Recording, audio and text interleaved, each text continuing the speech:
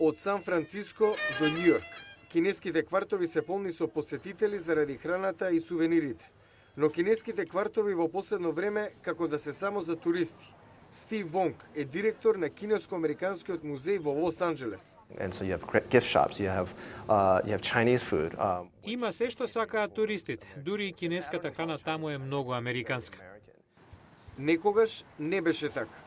Ова беа единствените места каде можеа да живеат кинеските имигранти. Пристигнати од Јужна Кина кон средината на 1800-тите, во потрага по злато и како работници.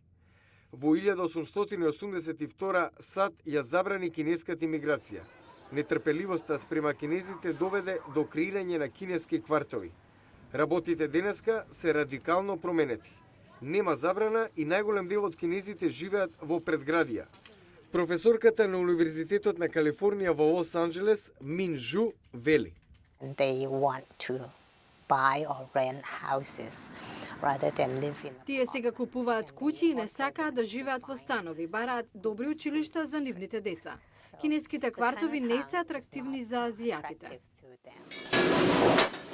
Гао Вен Хуанг од Шиен во Кина е собственик на ресторан во кинеската населба источно од Лос Анџелес.